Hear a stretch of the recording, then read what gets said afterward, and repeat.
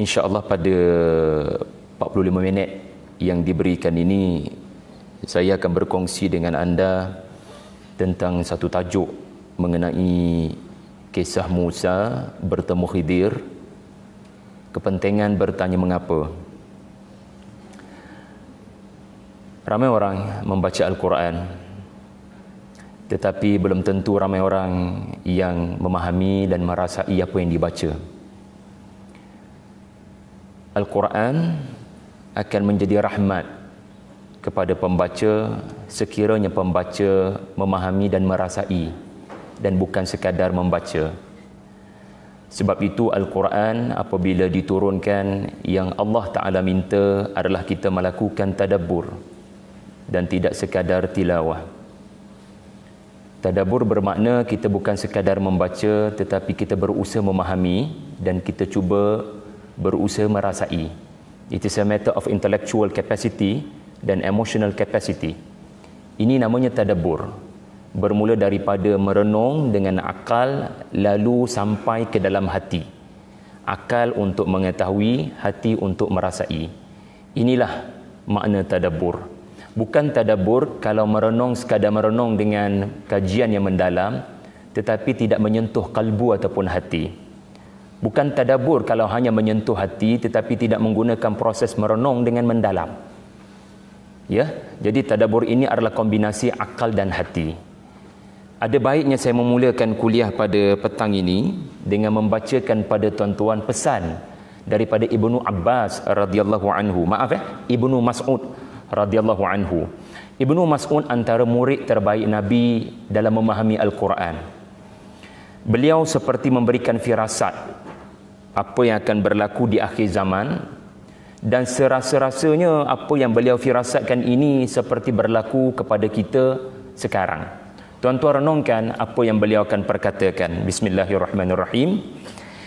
Innakum fi zamanin tuhfadhu fihi hududul Quran. Kamu wahai para sahabat sekarang, para sahabat pada zaman Rasulullah hidup, kamu semua berada pada zaman di mana manusia menghafal batasan-batasan Al-Quran. Manusia bukan menghafal ayat-ayat Al-Quran, tetapi mereka memelihara batasan-batasan Al-Quran. Maknanya mereka beramal dengan Al-Quran. Wala yubaluna hifz kathir min hurufi, dan pada masa yang sama mereka menghafal Al-Quran sehingga kepada keseluruhan huruf-hurufnya. Wa sayakunu qaumun ba'dikum bi zamanin tuhfadhu fihi huruful Qur'ani wa tudhi' fihi hududih. Akan datang kepada kamu satu zaman di mana kaum pada waktu itu hidup, mereka menghafal huruf-huruf Al-Quran tetapi diabaikan batasan-batasan Al-Quran. Wa innakum fi zamanin as-salatu fihi tawilah wal khutbatu fihi qasirah. Wahai para sahabatku, hari ini kamu hidup pada zaman solat yang dikerjakan panjang-panjang dan khutbahnya pendek-pendek. Wa ulama'uhu kathir wa khutaba'uhu qalil. Ulama-ulamanya ramai tetapi pemidato-pemidatonya sedikit. Itu zaman sahabat Nabi. Ialah Nabi SAW solat maghrib, hadis sahih. Solat maghrib 3 rakaat. 2 rakaat pertama Nabi baca secara jahar surah, bukan Al-Kautsar, suratul A'raf. Tuan-tuan sanggup berimamkan imam yang membaca suratul A'raf rakaat pertama dan rakaat kedua secara sempurna? Suratul A'raf antara surah Makkiyah paling panjang dalam Al-Quran, menghampiri 200 ayat. Jadi ada sahabat ditegur kerana hanya memilih surah-surah yang pendek dibacakan pada solat maghrib. Tapi ini gambaran realiti pada zaman Al-Quran diturunkan. Ibnu Mas'ud meneruskan, wa sayati 'alan nasi zamanun as-salatu fihi qasirah wal khutbatu fihi tawilah. Panas dengar ni. Khutaba'uhu kathir wa ulama'uhu qalil. Akan datang satu zaman di mana manusia solatnya pendek dan pengkhutbah ataupun khutbahnya panjang, dan pemidato-pemidato ramai tetapi ulama'nya sedikit benar. Dalam riwayat lain Ibnu Mas'ud juga berkata, la tahuddul Qur'ana kahaddi sya'ri wa la tanatharuhu nathrad daqal. Kamu bila baca Quran, kata Ibnu Mas'ud, jangan sebut Quran macam penyair sebut syair. Sebab syair bila disebutkan, penyair tu kadang-kadang sebutannya tak jelas tetapi orang faham. Kerap para penyair bila mereka menyampaikan syair, ada beberapa huruf tenggelam daripada sebutannya, tetapi kerana apa yang nak disebutkan fasih dan jelas, barangkali ada satu dua kalimah atau huruf dihilangkan ataupun tak berapa dengar, tapi orang still boleh dengar walaupun sebutan itu tak berapa jelas. Quran jangan buat begitu, kata Ibnu Mas'ud. Setiap sebutanmu perlu jelas. Kerana Quran itu bukan syair. Wa ma'allamnahu sya'ra. Quran bukan syair. Setiap sebutannya mesti disebut dengan jelas, walau satu huruf. Wala tanthuruhu nathrad daqal. Dan jangan kamu membaca Al-Quran seperti perbuatan orang yang mencampakkan tamar-tamar yang rosak daripada bakulnya. Tuan-tuan, bila mengumpul buah-buah tamar daripada kebun, apa yang tuan-tuan akan buat adalah membuang kurma-kurma tamar-tamar yang rosak. Anda akan perhatikan dengan cepat apa dalam bakul, yang mana yang rosak anda campakkan dengan cepatnya kerana tidak bernilai, anda mencampakkannya dengan cepat. Ini menunjukkan orang yang membaca Al-Quran dengan cepat, dia tidak menilai betapa mahalnya ayat yang dibaca. Orang yang membaca Al-Quran dengan cepat adalah orang yang tidak tahu betapa mahalnya nilai ayat-ayat yang dibaca. Waqifu 'inda ajaibih wa harriqu bihil qulub wa la yakun hamma ahadikum akhir surah. Seharusnya kamu bila membaca Al-Quran, kamu banyak berhenti dengan keajaiban-keajaiban yang ada dalam ayat berkenaan. Dan waharriku bihil qulub, dan seharusnya ayat yang kamu baca menggerakkan hatimu, mencetuskan satu perasaan yang tidak pernah kamu rasa sebelum ini. Dan hendaklah ke atasmu jangan menjadikan menamatkan surah berkenaan, mengkhatamkan surah berkenaan sebagai matlamat surah itu dibaca. Ibnu Mas'ud nak kata, bila kamu membaca sesuatu surah, janganlah matlamatmu adalah bila saya nak habis. Tetapi seharusnya apa yang ada dalam fikiranmu adalah apa yang saya faham tentang surah ni. Jadi inilah peringatan Ibnu Mas'ud yang bersangkut paut dengan makna tadabbur. Tetapi saya memudahkan masyarakat dengan menyebut tadabbur itu ada 8 senarai semak. Dan saya keluarkan 8 langkah itu daripada perkataan dalam bahasa Melayu tadabbur. Jadi poin saya pada petang ini bukan T, bukan A, bukan D, tetapi A yang kedua. Iaitulah apabila kita membaca ayat-ayat Allah, kita kena banyak berhenti, kerana apa yang tempat kita berhenti itu sebenarnya ada benda ajaib berlaku. Sebab cerita yang saya nak kongsi pada tengah hari ini adalah cerita tentang 2 orang lelaki yang berhenti di satu tempat dan mereka menyaksikan keajaiban. Kerana tempat itu ada ayat Allah. Apa maksud ayat Allah? Unta keluar daripada batu. Itu ayat Allah. Unta yang patut keluar daripada perut unta betina ibunya, tetapi unta keluar daripada batu, mana pernah kita lihat ia tidak boleh dilakukan oleh mana-mana manusia. Sehebat mana pun teknologinya, untuk menyebabkan unta keluar daripada batu, Allah sahaja boleh menunjukkan ayatnya. Rasul tidak boleh menunjukkan ayat yang menyebabkan Rasul itu ada mukjizat, kerana Allah yang menyebabkan berlakunya ayat itu. Nabi Saleh tidak melakukan apa-apa, yang berlaku adalah Allah berkehendak daripada batu itu keluarnya ayat Allah. Apa maksud ayat Allah? Ia adalah sesuatu yang ajaib. Tidak boleh makhluk melakukannya melainkan Allah. Apa lagi ayat Allah? Mayat mati bangun berkata-kata. Itu ayat Allah, manusia tak boleh buat, hanya Allah saja yang buat. Jika itu ayat Allah, yang ni pun ayat Allah. manusia tidak boleh untuk mereka ucapan ini. Lalu kita kena banyak berhenti, lalu bertanya, mengapa?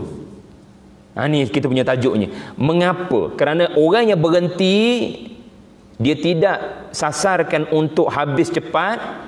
Yang dia pentingkan adalah mengapa Allah menyebut ayat ini begini-begini. InsyaAllah dia akan bertemu dengan keajaiban sebagaimana Musa dan pemudanya menemui keajaiban di hentian mereka di pertemuan dua lautan. Ya. Jadi tuan-tuan, ajukan soalan, mengapa apabila kita berinteraksi dengan ayat-ayat Al-Quran, kerana ia membantu proses anda untuk tadabbur. Baik, mari kita aplikasikan kaedah ni kepada cerita Musa mencari Khidir. Bismillahirrahmanirrahim. Wa idza qala Musa li fatahu la abrahu hatta ablugha majma'al bahrain aw amdiya huquba. Dan ingatlah olehmu Muhammad sallallahu alaihi wasallam satu peristiwa di mana Musa berkata kepada temannya, fata, kepada pemudanya, kepada pekerjanya, aku takkan berhenti berjalan sehingga aku sampai ke tempat pertemuan dua lautan. Atau kalau aku tak bertemu dengan pertemuan dua lautan itu, aku akan terus berjalan walau 70 tahun. Hukuk 70 tahun. Satu hukuk 70 tahun. Ahqab 70 tahun, darab 3 dan ke atas. Labithina fiha ahqaba, suratul Naba. Okey. Bila anda lalu ayat ni kan, agaknya apa soalan yang boleh dicetuskan dengan menggunakan mengapa? Jeng jeng jeng. Musa berkata kepada pemuda. Okey, kita setakat tu dulu. Musa berkata kepada pemuda. Tak payah pergi pada la abrah tu lagi. Musa berkata kepada pemuda. Mengapa ada babak Musa dengan seorang pemuda? Kenapa? Kerana tu makluman tuan-tuan, dalam Quran cerita Musa sangat banyak tau. Bahkan Nabi yang paling banyak disebutkan di dalam Al-Quran adalah cerita Musa. Dan anda takkan temui kisah Musa di dalam Al-Quran melainkan pasti Musa dengan Fir'aun atau Musa dengan Bani Israel.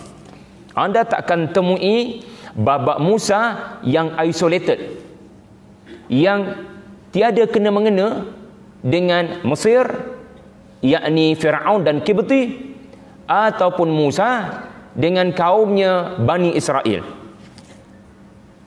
Setiap kisah Musa yang begitu banyak dalam Quran, pasti babaknya adalah mengenai beliau dengan Fir'aun atau beliau dengan Bani Israel. Yang menariknya, rupa-rupanya dalam Quran ada satu je babak Musa tak ada kena-mengena dengan kaum Mesir dan Fir'aun, dan Musa juga tiada kena-mengena dengan Bani Israel, dan ia hanya muncul dalam suratul Kahf. Dan inilah satu-satunya babak Musa di dalam Al-Quran di mana Musa bersama dengan pemuda, seorang pemuda. Barangkali kita sibuk bertanya siapa pemuda ni, tetapi sebaiknya siapa pemuda ni nombor dua. Soalan nombor satunya adalah bapa, mengapa Musa dirakamkan Allah bertemu dengan pemuda. Jadi orang yang baca suratul Kahfi, pertama sekali dia akan tahu suratul Kahfi, Nabi kata surah ini benteng dari fitnah Dajjal di akhir zaman. Maknanya surah ini ada kaitan dengan akhir zaman. Tuan-tuan, bila sebut akhir zaman ni, jangan duk pandang akhir zaman tu lambat lagi. Kita sedang berada dalam senario akhir zaman. Dan yang paling menjadi sasaran Dajjal berdasarkan hadis-hadis yang banyak adalah pemuda dan pemudi yang muda-muda. Sebab itu tidak pelik kisah pemuda mendapat liputan hangat dalam suratul Kahf. Bukankah suratul Kahf bermula dengan kisah pemuda 7 orang melarikan diri daripada dunia yang syirik menuju ke dalam gua yang Allah berikan rahmat? Dan sekarang juga cerita pemuda, fata, mufrad, jamaknya fityah. Menariknya, suratul Kahf babak yang pertama muncul adalah satu kumpulan pemuda melarikan diri daripada syirik. Tetapi persoalan muncul, okey, what's next?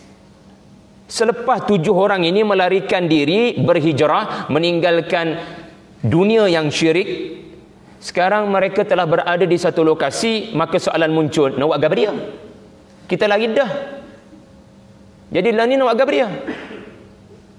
Maka ayat ini beritahu, bila sudah menemui destinasi yang selamat, maka carilah guru. Cari Musa, cari mentor, cari ulama, berguru untuk faham ayat-ayat Allah. Jadi cantik Allah susun suratul Kahf, bermula daripada babak melepaskan diri daripada jahiliyah.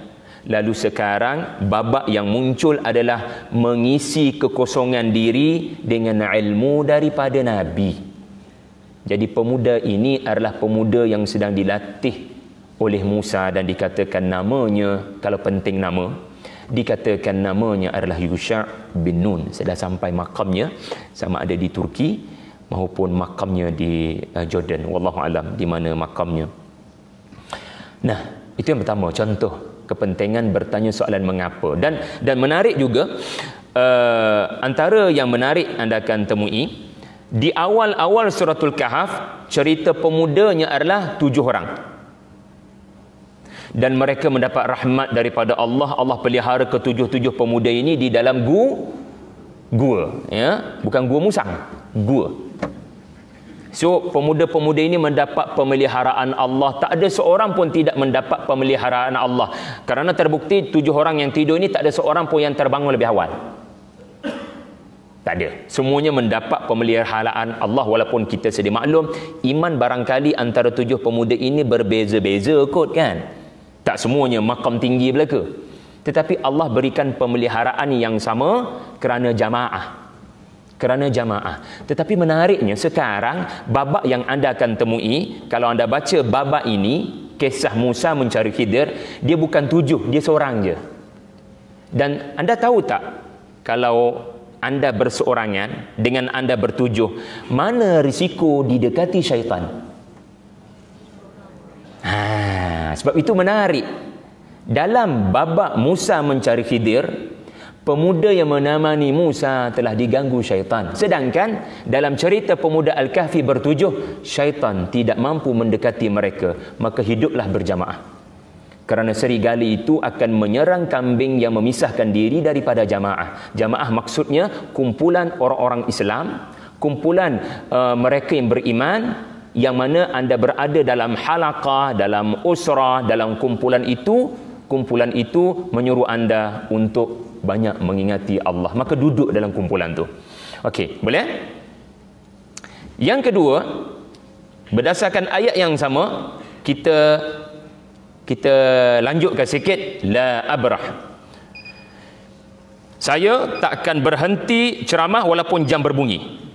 Itulah gambaran ayat ini. Saya tak akan berhenti berjalan sehingga saya bertemu dengan pertemuan 2 lautan. Atau saya akan berjalan selama-lamanya, saya sanggup mati demi mencari Khidir. Okey, mengapa yang boleh dicetuskan di sini? Agak-agak tuan-tuan dah. Sebab ayat ini menunjukkan Musa begitu determination nak cari Khidir walau apa jua keadaan. Lalu soalannya adalah, mengapa ada babak Nabi Musa dan tak ada babak ni di dalam entire Al-Quran yang lain, yang mana babaknya adalah Musa benar-benar serius nak cari guru, dan dia sanggup meninggalkan kaumnya untuk seketika demi mencari guru ini sampai jumpa. Agaknya bapa kena ada cerita ni. Jadi para ulama menyebut kepada kita, Quran ini bukan hanya untuk orang Islam, Quran juga untuk ahlul kitab. Dan semasa suratul Kahf turun, sasarannya bukan hanya kepada para sahabat. Sasaran suratul Kahfi juga adalah kepada Yahudi ahlul kitab di Yathrib. Maknanya apa?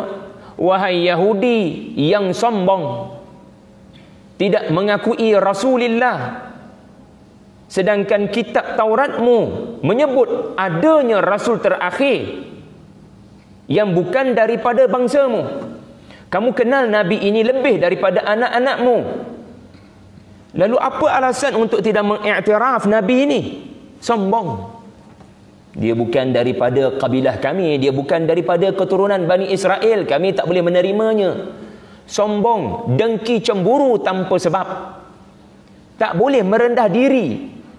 Apabila Allah Ta'ala sebut dalam kitab Taurat akan ada seorang Rasul, maka sepatutnya Yahudi ini merendah diri dan pergi mengaji di Mekah dengan Rasulullah sallallahu alaihi wasallam, sebagaimana Abdullah bin Salam radhiyallahu anhu yang memeluk Islam walaupun sebelumnya Yahudi. Maknanya, hei Yahudi di Yathrib, maha gurumu Musa, tok guru besarmu adalah Musa.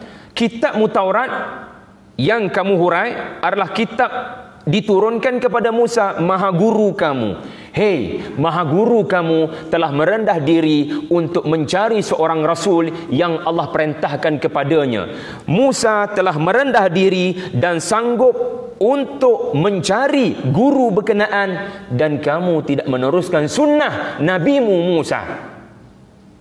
Jadi that's why babak merendah diri seorang Musa diterangkan dalam ayat ini untuk menegur Yahudi di Yathrib yang tidak mahu merendah diri, sedangkan mereka kata Musa tok guru mereka, walhal mereka tidak melakukan sunnah Nabi Musa, iaitulah sanggup untuk menundukkan ego dan sombong, dan sanggup bermusafir, sanggup mati demi mencari seseorang yang Allah kata dia lebih berilmu daripada kamu. Musa telah melakukannya, dan kamu yang mendabik dada kata pengikut Musa tidak melakukannya. Demo pelawak lah maksudnya, wahai Yahudi di Yathrib. Begitu. Subhanallah. Jadi ayat Quran ni kan, dia ada banyak dimensi. Satu dimensi cerita Nabi Musa dengan pemudanya, tetapi juga pada masa yang sama dia ada dimensi sirah. Dalam ayat tu juga kita nampak Rasulullah dengan cabaran daripada Yathrib, Yahudi yang sombong dan tidak merendah diri. Ayat yang sama, tuan-tuan, kita tanya lagi beberapa soalan, iaitulah dalam ayat ni Allah kata, Musa kata kita akan jumpa Khidir di pertemuan dua lautan. Nah, ajukan soalan. Mengapa Allah kata laut bertemu antara air Masam apanya? Air Masin dan air Tawa bergabung. Dua lautan bila bergabung, di situ kamu akan bertemu dengan Khidir. Barangkali soalan yang menarik perhatian anda, di mana? Kan? Bahrain, satu negara Arab, sebab perkataan Bahrain ada di sini. Atau di mana lokasinya? Ras Muhammad di utara Mesir? Atau di mana? Barangkali soalan-soalan begitu nombor dua, secondary. Di mana? Soalan yang sebaiknya diajukan adalah mengapa Allah sebut pertemuan dua lautan? Jadi orang Petronas saya rasa tak susah untuk berfikiran aras tinggi. Kan, fikir lama. Kan, kuliah Zuhur ni kena banyak berfikir.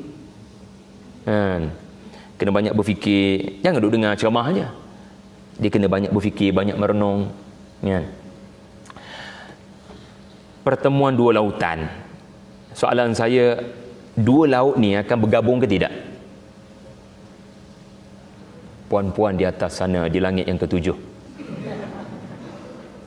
Air laut masin, air laut tawar, bila bertemu, ada tak percampuran? Tak berlaku. Allah sebut dalam suratul Rahman ayat 19 hingga 20. Bainahuma barzakhun la yabghiyan. Ada dinding yang menyebabkan masin takkan ganggu tawar, tawar takkan masuk ke dalam masin. Ada dinding. Allah letak dinding tu, takkan bercampur. Nah, sekarang fikir sekejap.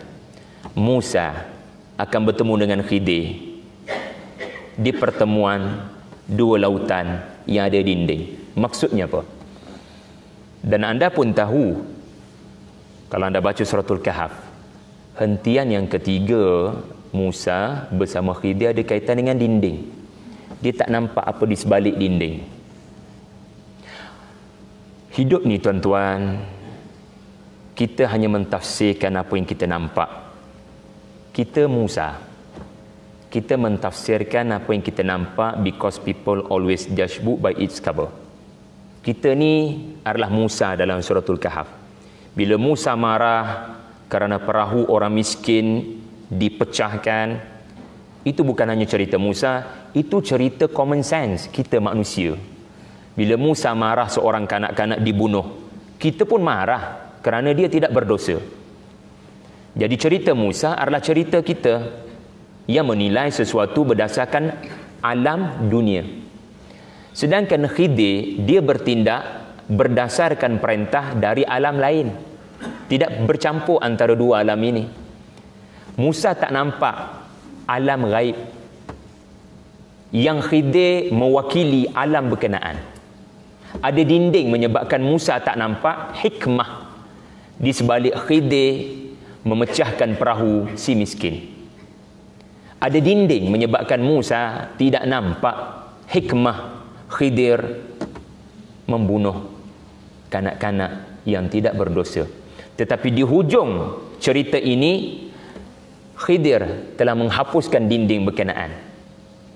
Lalu nampaklah Musa hikmah di sebalik pecahnya perahu si miskin dan terbunuhnya kanak-kanak tadi.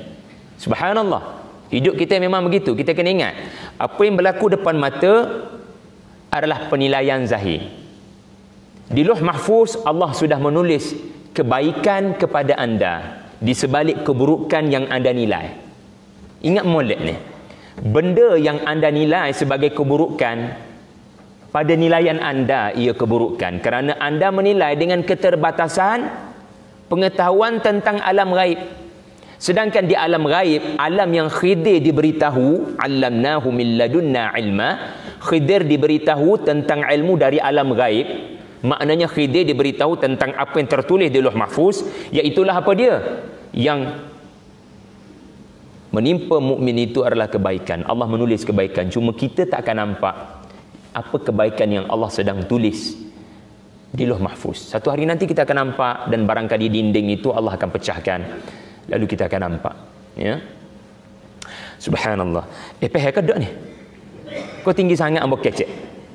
Harap-harapnya tuan-tuan boleh memahami. Dan sekarang kita cuba bergerak pergi kepada ayat seterusnya dan kita aplikasikan mengapa, فَلَمَّا بَلَغَا مَجْمَعَ بَيْنِهِمَا نَسِيَا حُوتَهُمَا فَاتَّخَذَ سَبِيلَهُ فِي الْبَحْرِ سَرَبًا.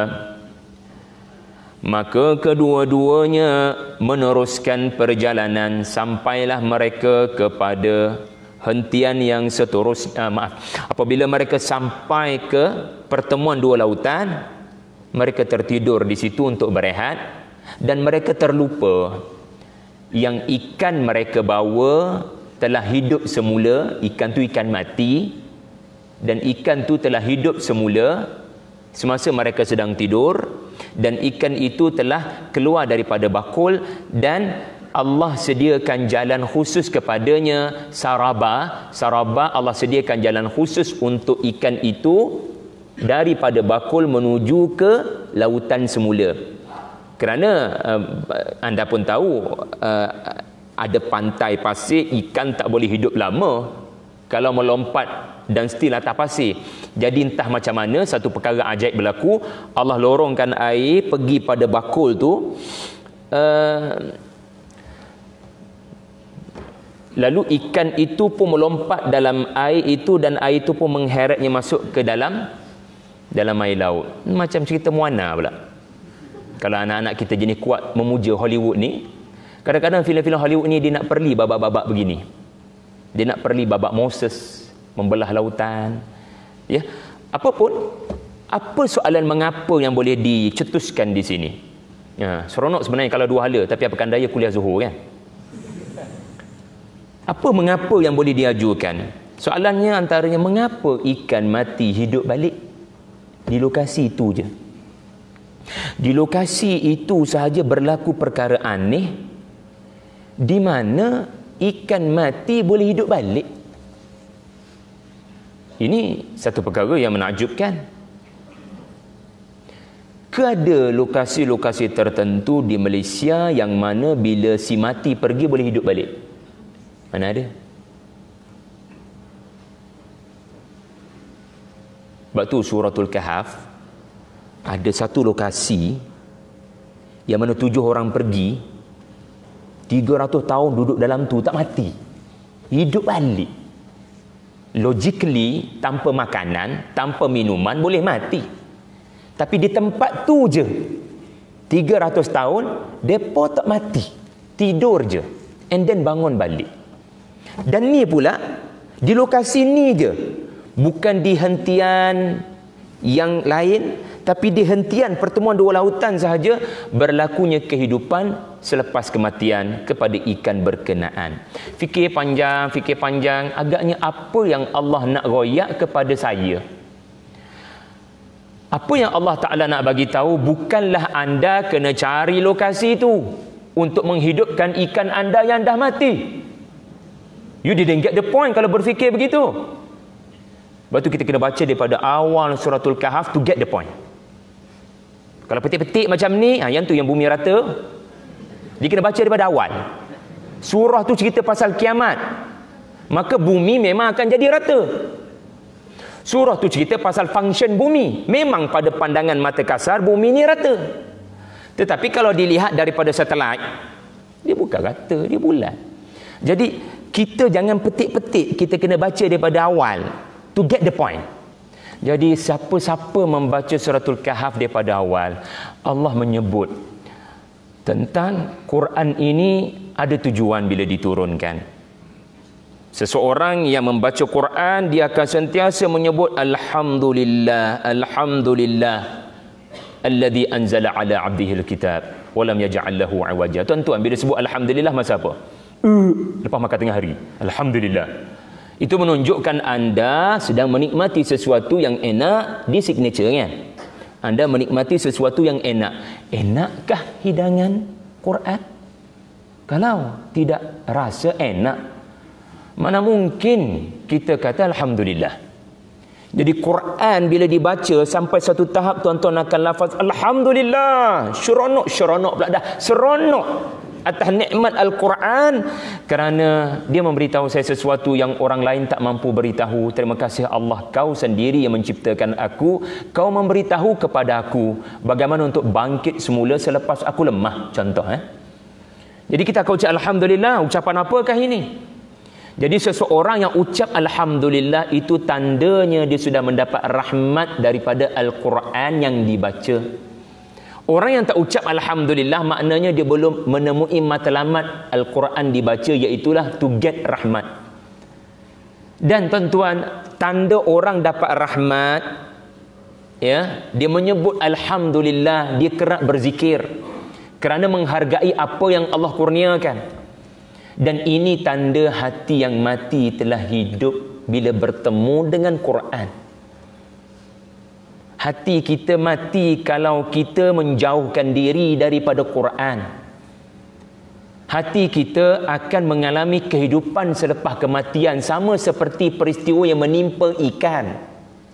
Di lokasi berkenaan anda pun tahu Allah telah mengumumkan di lokasi ini kamu akan bertemu dengan rahmat Allah, di mana rahmat Allah ini aku berikan kepada seorang lelaki namanya Khidir. Sebab itu Allah sebut dalam suratul Kahf, fawajada 'abdan min ibadina atainahu rahmatan. Maknanya di tempat ni je kamu akan jumpa rahmat Allah. Dan tanda rahmat Allah kamu dah jumpa, benda mati hidup balik. Cerita ni Khidir, cerita sekarang Quran. Khidir Allah beri rahmat, Quran Allah beri rahmat, sama. Khidir adalah asbab, Quran adalah asbab. Matlamat Khidir rahmat Allah, matlamat Quran rahmat Allah. Tanda orang dapat rahmat, hati mati hidup balik. Kayu ukuran, dia sentiasa kerap menyebut alhamdulillah. Terima kasih Allah turunkan ayat ini kepada saya. Ayat ini memberikan kekuatan kepada saya. Subhanallah, tuan-tuan. Okey. Kemudian ayat yang sama, kan? Ayat yang sama kita tanya lagi satu soalan. Kenapa Allah merakamkan ikan tadi dapat saraba? Lorong khas. Lorong khas. Yang mana bukan lorong itu disediakan oleh manusia. Kerana Khidir, Musa dan pemudanya tidur. Jadi soalan muncul, siapa yang menyediakan lorong itu sampai ikan itu boleh masuk ke dalam lorong berkenaan dan kembali ke lautan? Kenapa kena ada babak ini? Kerana kalau kita baca daripada awal, kita akan mendapati Allah memang dah bercerita tentang lorong khas untuk kamu pemuda Al-Kahfi selamat. Kamu bela, tak tahu nak lari ke mana, keluargamu mengancammu, Dakyanus mengancammu, rakyat jelata membencimu kerana imanmu. Jadi kamu melarikan diri, dan suratul Kahf yang nanti kita bincang, pemuda Al-Kahf ada satu detik yang Quran rakamkan, mereka tak tahu nak lari mana. Nak lari mana kita ni? Jadi Allah memberikan kepada mereka lorong khas. Fa'u ilal kahf. Pergilah ke gua tu, jangan gua lain. Makrifah di situ. Pergi pada gua tu je dan jangan gua lain. Kerana di gua tu je kamu akan selamat. Dan cerita terakhir dalam suratul Kahf juga ada cerita tentang Allah beri lorong khas kepada Zulkarnain untuk dengan mudahnya pergi ke mana-mana dia nak. Fa'atba'a sababa. Dia nak pergi ke timur, dia nak pergi ke barat, dia nak pergi ke utara. Dia mampu pergi dengan pantas yang orang lain tidak mampu pergi sepantas beliau. Ini menunjukkan bukan kekuatan dia, ini menunjukkan Allah yang beri kekuatan itu. Maka saraban itu bukan hanya diberikan kepada Zulkarnain dan pemuda Al-Kahf, tetapi juga diberikan kepada ikan. The point is, kalau anda beriman dan bertakwa, Allah ada lorong khas untuk keluarkan anda daripada kegelapan. Allah ada lorong khas exit untuk anda dalam tekanan. Bila kita tertekan, wa man yattaqillah yaj'al lahu makhrajan, Allah akan beri jalan keluar. Yusuf bila tertekan 3 hari 3 malam dalam sumur dasar perigi, barangkali mati dalam tempoh seminggu, dalam fikirannya akan mati syahid, tetapi kerana beliau beriman dan bertakwa, Allah beri kepadanya saraban. Maknanya Allah beri kepadanya jalan keluar untuk dia selamat. Lalu datanglah kafilah Mesir menyelamatkan Yusuf. Jadi tuan-tuan, walaupun cerita ikan, ingat ya, dalam Quran walaupun cerita pasal ikan, still talking about you. Walaupun cerita dalam Quran ni semut, tapi semut tu sedang bercakap tentang kamu. Walaupun dalam Quran ni cerita pasal anjing yang menjelirkan lidah, tetapi still ia adalah perumpamaan untuk menegur perbuatanmu. Jadi kena berfikir banyak. Quran ni ya, kena banyak berfikir. Boleh tak Ramadan nanti ialah tuan-tuan nak kejarlah 1 juzuk 1 hari itu, tetapi ada satu ayat yang tuan-tuan merenung lama panjang. yang kadang-kadang menyebabkan satu juzuk tu tak habis pun. Kerana lamanya berfikir. Sebab bagi saya, ayat walaupun satu ayat, tetapi kita mendapat faedah yang banyak, itu lebih baik daripada banyak ayat yang dibaca tetapi tidak difahami apakah maknanya. Okey, sekarang kita pergi kepada ayat yang terakhir. Okey, tak mampu pergi banyak, ya. Okey. Bismillahirrahmanirrahim. Falamma jawaza qala li fatahu atina ghada'ana laqad laqina min safarina hadha nasaba. Mereka tertidur di hentian pertama, lalu mereka meneruskan perjalanan. Dan bila mereka meneruskan perjalanan, mereka berhenti kali kedua di hentian yang lain. Dan waktu ini mereka berhenti kerana apa? Kerana Musa telah berkata, letih weh, lapar menah.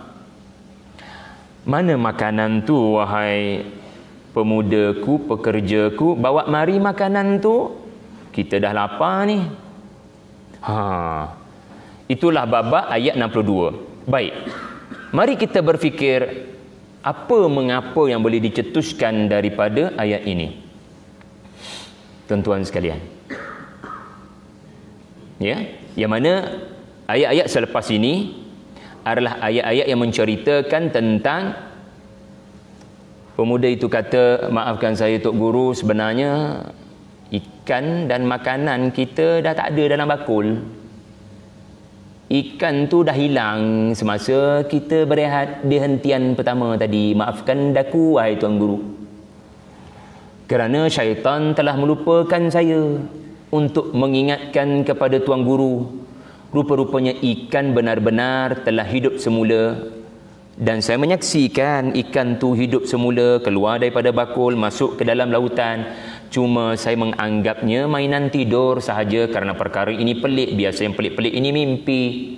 Jadi saya tidak mempedulikan pun apa yang berlaku kerana saya anggap mimpi. Jadi saya pun mengajak Tok Guru teruskan perjalanan sahaja. Lupa pula nak cek bakul tu untuk mengenal pasti mimpi kah atau benar-benar realiti.